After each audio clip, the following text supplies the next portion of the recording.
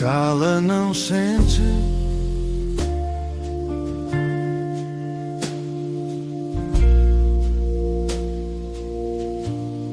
Conversas com ação e sentido. É assim que o silêncio se perdeu.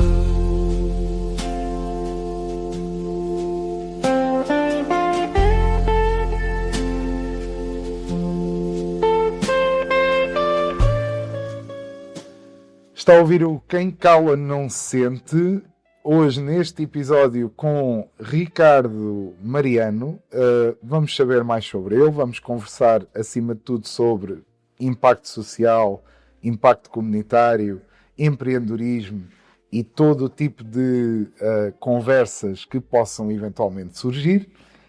Esta conversa faz parte de uma série de 3 episódios que poderá ouvir gradualmente, todos gravados numa conversa contínua. Siga o Quem Cala Não Sente nas nossas plataformas digitais, no nosso site, em todas as plataformas de podcast, use a sua favorita e, acima de tudo, comente, partilhe e faça parte desta grande comunidade. Hoje a conversa é com o Ricardo, não com o CEO, não com o empresário, com o Ricardo enquanto pessoa. A ideia é simples, perceber o que fica quando tiramos o cargo da frente do nome. Vamos começar pelo princípio, que é a melhor maneira de começar, sempre, não é? E começo por perguntar quem é que é o Ricardo quando não está a tomar decisões, a liderar equipas ou a pensar em projetos. O que é que ocupa a tua cabeça quando desligas, por assim dizer, do teu mundo profissional? Olha, antes de mais, Nuno, obrigado pelo vosso convite. Ora, é essa. Quando a Patrícia me ligou, pois disse imediatamente que sim, e parabéns por tudo aquilo que têm vindo a fazer nestes anos todos até hoje, e dou já aqui os parabéns antecipados por tudo aquilo que vejo no horizonte a ser feito pelas vossas mãos, que é muito valioso. O que eu costumo dizer é que nem toda a gente tem ideias, portanto há pessoas que têm poucas ideias, mas efetivamente há um conjunto relevante de pessoas que pensam em fazer coisas, mas para mim o que conta verdadeiramente é quem efetivamente as faz. É quem as faz, é quem sente as dores, é quem sente as críticas, por vezes injustas, é quem também recebe os louros das suas conquistas, mas é quem nada teme, portanto, e vocês são um perfeito exemplo disso, não é? Obrigado. Mais pessoas como vocês no mundo existissem. Fazia falta, né? Mais pessoas, mas vamos tentando lutar nesse aspecto. É. Mas já agora que falas em ideias, essas ideias surgem-te muitas ideias, calculo, mas no teu contexto pessoal também te surgem muitas ideias, tipo no teu dia-a-dia? Sim, respondendo também à tua questão, eu costumo dizer que sou um homem muito mais divertido e bem disposto fora do meu horizonte profissional do que no dia-a-dia de trabalho.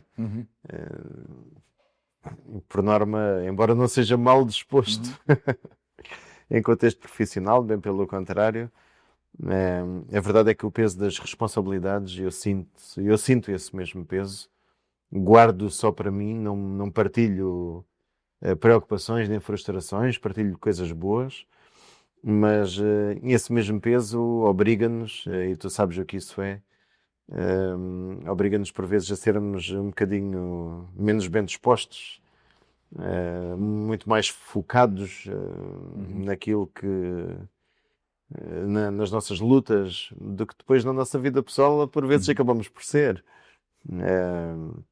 Portanto, de facto,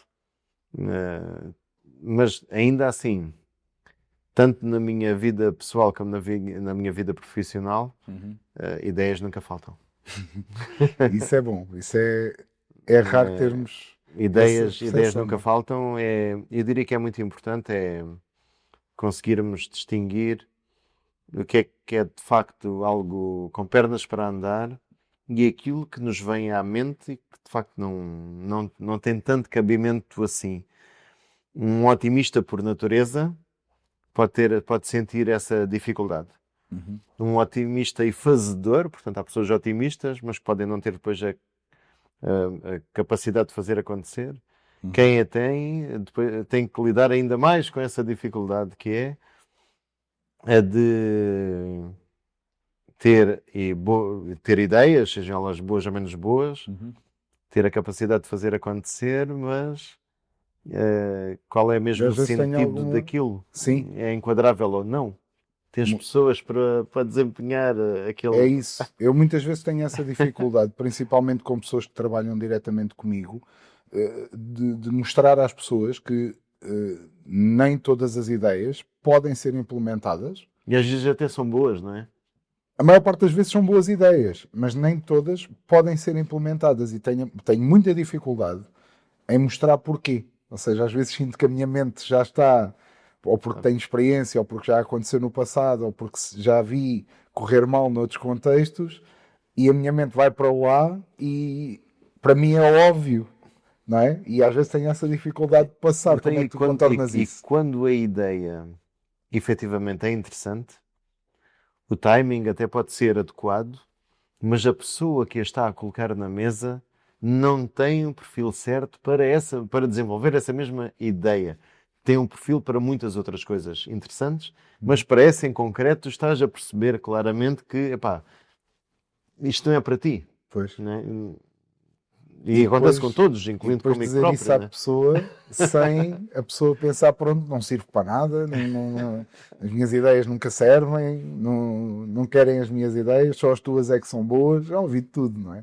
Como é que tu às vezes contornas isso? Olha, Já isso, agora. isso é muito interessante e até consigo dar exemplos pessoais meus Sim, claro. comigo próprio, que eu lidei muito com isso.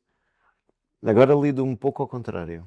Mas durante muitos anos eu lidava muito com vindo da banca, vindo de clientes, vindo de colegas até, de pessoas à minha volta, que era, pá, olha, a ideia é boa, o projeto, ok, queres agora avançar, sei lá, queres avançar queres começar a abrir lavanderias, ou queres abrir um ginásio, ou queres abrir uma pizzaria, ou o que for. É pá, mas o que é que tu percebes disso? Pois, Não é? é o chamado e então, não é? Lidei muito com isso e eu sempre a responder muito bem. Então, e todos aqueles que decidiram fazer algo pela primeira vez na sua vida, algo que já existia, mas na sua vida ainda não, e os que foram bem-sucedidos, como é que terão feito? Eles algum dia começaram, não é? Eles algum dia tiveram que dar o passo. Serei eu menos do que essas pessoas que conseguiram fazer?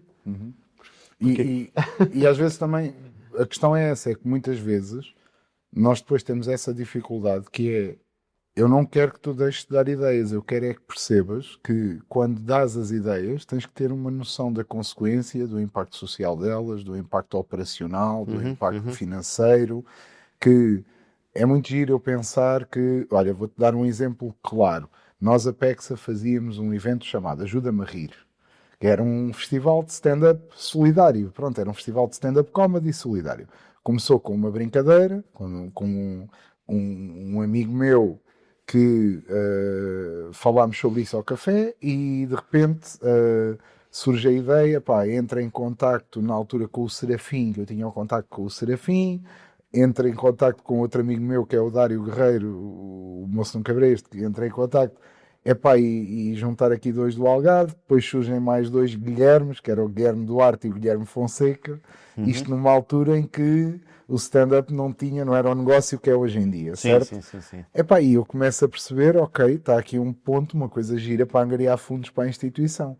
Sempre tive a preocupação de, acabou o evento, ganhou-se o dinheiro, fez-se uma casa de banho adaptada com o evento e eu mandei a fotografia para eles todos. E começo a perceber que a resposta do outro lado é para que é que eu estou a receber uma fotografia de uma casa de banho? E eu dizia, é para ver onde é que foi gasto o dinheiro que tu ajudaste a angariar. Pronto, e fez mais um ano. Pá, e hoje em dia começo a ver que, porque é que não fiz mais nenhum ano? Primeiro porque depois o ano a seguir era da pandemia e não deu para fazer nada. E depois não voltámos a fazer porquê? Primeiro porque o stand-up explodiu, é mais caro hoje em dia. E segundo, porque para encher um auditório tens de ter um nome grande. Para encher um auditório, porque é assim, se eu for fazer este evento... E o nome grande quer umas boas massas. É óbvio, mas não é... As pessoas não entendem essa parte. que é, por exemplo, eu já tive a oportunidade de ter um concerto dos chutes e pontapés a reverter para a Apexa. E qualquer pessoa diz, Espetacular. então, mas porquê é que não fizeram? E eu, olha, porque os chutes e pontapés vinham de borla.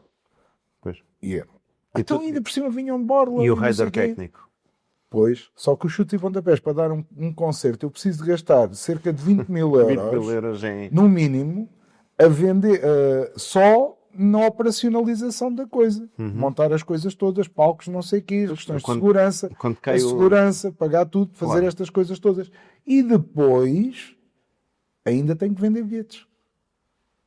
Porque não chega dizer que vai haver Eventualmente a um montanha concerto. pode parir um rato. E exatamente, como já aconteceu, eu conheço instituições que tiveram concertos solidários de grandes nomes Esperando que o rato... que perderam 30... Esperando que pelo menos saia um rato, porque pode Exato. até não sair rato nenhum, não Eu é? conheço instituições que perderam 10, 20, Claro. 30 mil euros com estas E a brincadeiras. ideia era tão boa no início. E a não é? ideia era tão boa, não é? E é muito difícil nós chegarmos a esse ponto, mas é engraçado. Eu vou usar esta ideia para te lançar o primeiro desafio. Não estive aqui a falar tanto tempo, porque a entrevista é a ti. O nosso primeiro desafio desta conversa, não é uma entrevista, é uma conversa, é patrocinado pelo Unbin, que é o nosso projeto para o trabalho direcionado para a integração de pessoas com deficiência no mercado de trabalho, o trabalho direto, porque depois também fazemos outro trabalho, que até vamos falar mais à frente, só com empresas, que até acho que pode ser mais interessante para ti, não é? Sim. Mas temos este projeto onde capacitamos pessoas para o mercado de trabalho. É um café, também é um serviço de catering, também é a produção de produtos artesanais, mas hoje temos aqui, e estamos a provar já desde o início, o nosso café One Bean e umas bolachinhas de aveia umas bolachinhas de aveia com chia Sim. e umas bolachinhas de manteiga com limão, Tem muito bom aspecto. que são produzidas artesanalmente por este projeto. E eu uso este projeto para lançar o primeiro desafio, que é o quê? Uma ideia ou uma conclusão ou uma conversa que tenha surgido fora do contexto de trabalho à mesa e que se veio a revelar não o rato, mas sim o leão. Seja a nível pessoal ou profissional. Olha, posso até falar no projeto que nós lançamos já, estamos quase a fazer um ano. É o For Sensas em Faro. O For Sensas é uma experiência imersiva em que tu acabas por ser cego durante uma hora. Portanto, uma boa parte da equipa dos meus colegas são cegos ou com baixa visão. E como é que isso surgiu? Surge numa viagem há 15 anos, a minha primeira viagem há 16 anos à China, em que eu e um amigo estávamos a ver, olha, o que é que vamos fazer, para além de ir visitar fábricas no âmbito de uma empresa que viemos a lançar no seguimento disso de pendrives, que foi durante muitos anos a maior de Portugal, com muito orgulho, e era aqui a Algarvia. E à mesa, depois lá, à procura de experiências para fazer na China e em Hong Kong, surgiu algo similar. Era a experiência de ser cego durante uma hora. Sei, pá, olha só que fixe e tal. Algo que aconteceu há 16 anos atrás, fruto efetivamente da conversa de café. O que é que a gente vai fazer para além de andarmos de fábrica em fábrica na China? Como é que vamos ocupar o nosso tempo? Que depois acabámos por ir lá parar a esse espaço, que ficou aqui a semente cá dentro. Ei pá, olha só que espetacular aqui a experiência que eles nos proporcionaram. 16 anos, neste caso, 15 anos depois, foi o ano passado, venho com a minha equipa a desenvolver algo fruto de uma semente que já estava cá dentro há 15 anos, vê só. Estas ideias que ficam na gaveta à espera do momento de maturarem, não é? Que o momento certo pode ser quando tens a equipa certa, quando tens carteira para isso, quando encontras o nicho necessário, não é? Sim, às vezes tem a ver com uma questão de prioridades. É também muito assim. Nós hoje em dia estamos presentes em 14 setores de atividade diferentes, são 14 empresas distintas, cada uma na sua área. Isto ainda tem a sua complexidade e ainda é bastante desafiante. Há projetos que hoje estão maduros. Há empresas que eu tenho Epá, que eu tenho orgulho luta em pela dizer que de facto sobrevivência também. vão de vento em popa, entendes? É isso. Os colegas estão a fazer um excelente trabalho, o projeto já está maduro, já passou o caminho das pedras, já logicamente, surgem sempre novas dificuldades. Mas hoje já não tenho, felizmente, a mesma preocupação que tinha no início. Quando tens um conjunto de projetos que já se encontra com essa maturidade, liberta-te de alguma maneira para conseguires pensar em novos. Precisas ter mais. Quanto mais quentes estiverem as tuas costas, com mais convicção avanças tu para Exato. para novas Sim, claro. aventuras, não é? Pois é, isso mesmo. Isso é- Sem tirar nem pôr. Eu costumo, sabes o que é que eu costumo dizer? Eu muito, e refiro muito aos colegas que estão nos serviços centrais a trabalhar para o grupo todo. Eu costumo falar, volta e meia falo com os colegas neste sentido que é, se eu não me sentisse seguro com o trabalho que vocês estão a fazer aqui nos serviços centrais, eu também não tinha o à vontade que tenho para me conseguir dedicar ou ao crescimento de projetos que nós já temos ou à tentativa de abrir novas empresas aqui no grupo. Se não tinha que andar ali enrolado numa série de Lá está a história afazeres. dos caçadores e da aldeia, não é? Que é, se não tivermos pessoas capazes de organizar as peças da caça, de fazer a Tal e cozinha, qual. distribuir a comida pelos aldeões, não adianta de nada aos caçadores estarem a caçar 20 javalis por dia ou 30 javalis por dia se depois não conseguem E o resto? fluir. E o resto, não é? E por acaso tinha aqui uma pergunta que nós também recebemos. Temos uma comunidade aberta que tu ainda não lá estás propositadamente, porque Sim. não podias lá estar para não saberes nada sobre isto, a ideia era essa, onde nós também abrimos à comunidade, pronto, desafios, reflexões.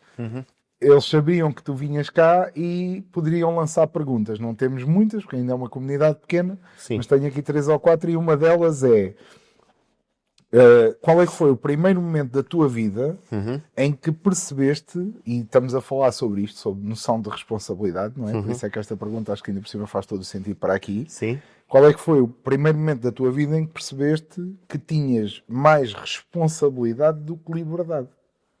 Porque é assim, por mais liberdade que tenhas, tu tens a noção que não podes fazer tudo. Não podes fazer o que te apetece. Não te apetece agora abrir um... vou ser agora disparatado completamente. Não vais abrir uma batataria gourmet que só serve batatas fritas gourmet, como fazem com as hamburguerias e com as creparias e com os açaís e com essas coisas, não é? Só porque te apetece, ou só porque gostas, não é? Portanto, não tens a liberdade total, mas há uma altura da tua vida em que tu percebeste que, associado a tudo o que fazes, existe uma responsabilidade. Consegues identificar o momento em que ganhaste essa consciência? Olha, Ou o isso período, às vezes não vem tudo de uma vez, não é? Sim. Isso é uma pergunta muito interessante. Eu vivo de uma maneira em que considero que vivo bem com muita responsabilidade, porque desejo ter cada vez mais responsabilidade. Portanto, e como se eu acredito que amanhã vou ter muito mais responsabilidades do que tenho hoje, então eu tenho que saber lidar com as responsabilidades que tenho hoje. Não é? Ponto final. Mas ao mesmo tempo, as responsabilidades não te podem aprisionar. Não te podem aprisionar. Há aqui a palavra liberdade pode ser entendida de várias maneiras. Mas Hoje em dia ainda mais. sim, sem dúvida. Mas para mim, o sentir-me, levando por este caminho, sentir-me livre também é muito importante. Eu costumo, ainda anteontem, falava com uma colega que é diretora que trabalha diretamente comigo, e eu dizia-lhe, a propósito de uma conversa que estávamos a ter: escuta, tu és livre, se quiseres, de amanhã já não vir. Eu gostava que viesses, como é óbvio. E parece-me a mim que tu também queres vir. Porque nós temos um projeto em curso, é o 2030, temos como objetivo ser o maior grupo empresarial da região até lá. E imagina, estamos muito longe, vamos conseguir com toda a certeza, mas precisamos da ajuda de muita gente ainda para conseguir chegar lá. E estávamos ali a falar sobre, quer dizer, como é que eu posso obrigar uma pessoa a estar comigo no mínimo até 2030, não é? Ali ao meu lado, na luta. Sim. E de facto eu não posso obrigar rigorosamente ninguém, estava a dizer isso. Por vezes somos nós que colocamos os nossos próprios obstáculos, não é? Tu não és, falava eu com o colega, tu se amanhã não quiseres vir, é grave, vais deixar tudo para trás, deixa os colegas desamparados, etc. Não interessa. Mas podes fazê-lo. Tu és livre, cada um é dono de si próprio. Desde que tenhas a noção da responsabilidade daquilo que Ora, aí vais fazer. está. Agora, cada decisão acarreta Normalmente consequências. costumo dizer isso, eu costumo, muitas vezes os professores, principalmente professores de escolas e também empresários, pronto, as empresas é sempre virado para a questão da empregabilidade das pessoas com deficiência, queremos ser inclusivos, queremos coisas, o que tu queres é cumprir cotas, na verdade, mas pronto, a maior parte deles é assim.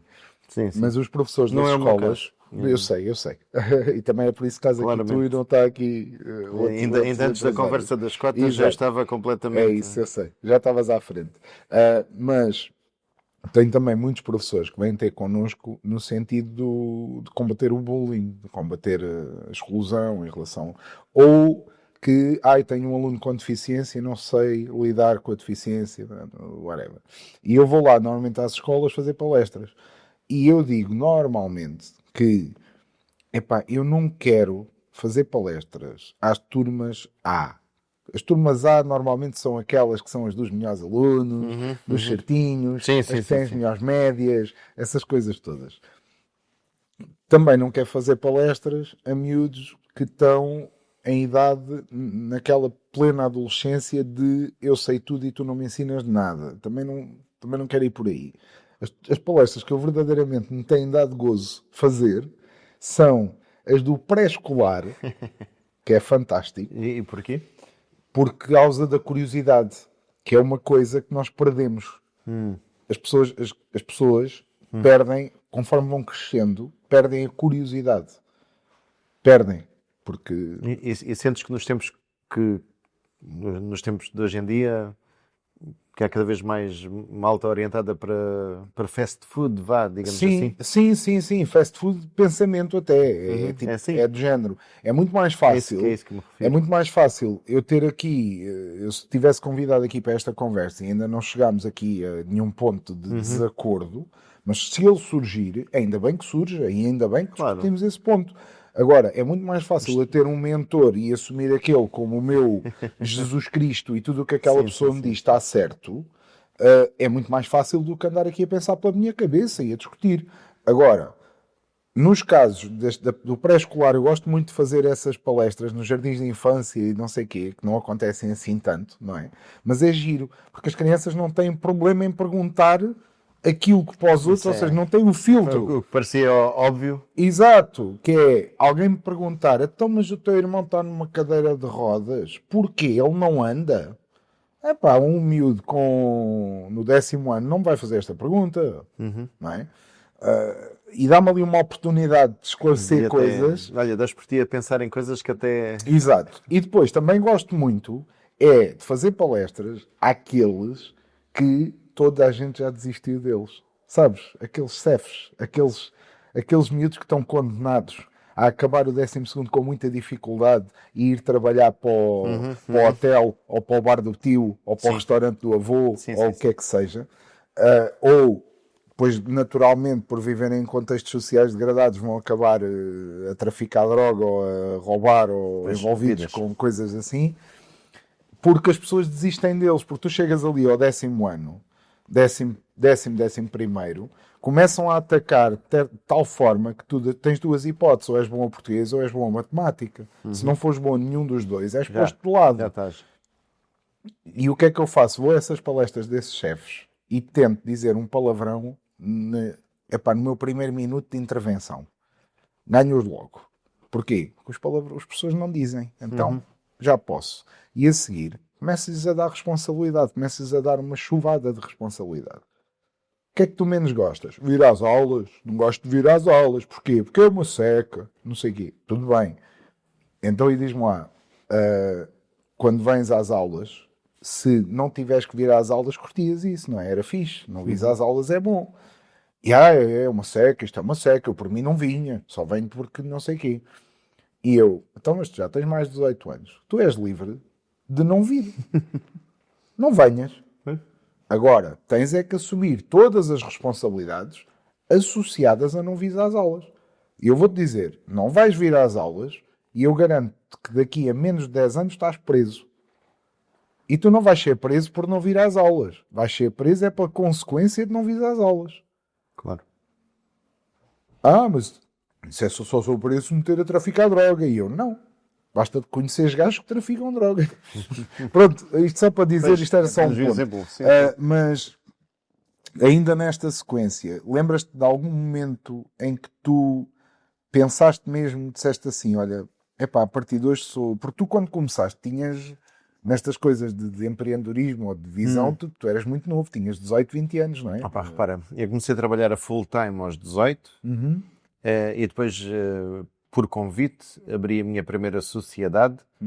Hoje em dia, todas as empresas, todas as nossas empresas, exceto uma, são 100% minhas.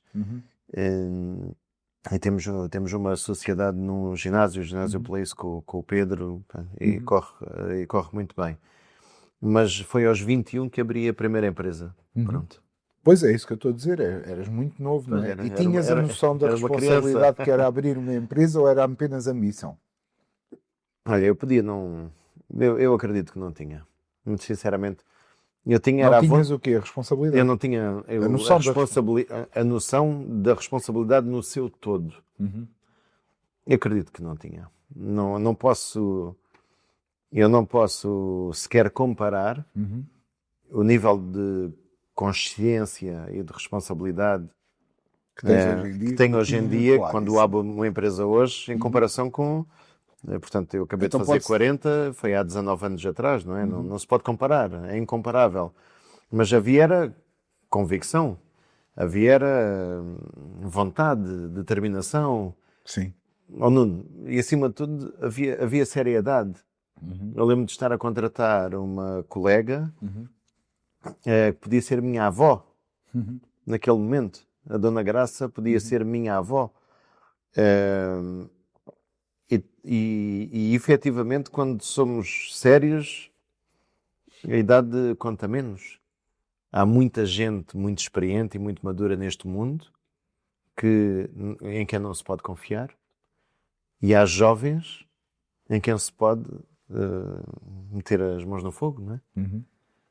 E quando se trata de visão, eu também noto muito isso na Apexa, não é? Eu tenho aqui pessoas muito jovens que pensam como velhos, ou seja, que acabaram de sair da universidade e já acham que são os doutores, não é? Como também tenho pessoas muito mais velhas e que são tão humildes ou tão, às vezes até quase ao ponto enervante, estás a ver que é... Às vezes há vontade de apertar e dizer, tu tens experiência, tu tens esta formação, tu tens estas capacidades, para de agir como se fosse empregada de limpeza. Não é? E depois também tenho exatamente o oposto. Tenho exemplos que vêm com uma visão que mesmo, às vezes, vêm fazer pequenos voluntariados, estágios, essas coisas, e que eu digo, eu tenho que arranjar maneira de convencer esta pessoa a trabalhar comigo. Porque... faz sentido, esta visão acrescenta valor.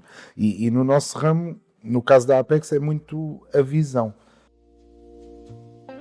Foi mais uma parte da conversa com Ricardo Mariano. Para a semana, junte-se a nós para o restante. Temos conversas abertas neste Quem Cala Não Sente, um espaço de partilha acima de tudo. Não se esqueça de seguir, avaliar, comentar, dar-nos o seu feedback, quer nas nossas plataformas da Apexa, quer na sua plataforma de podcast favorita. Quem cala não sente.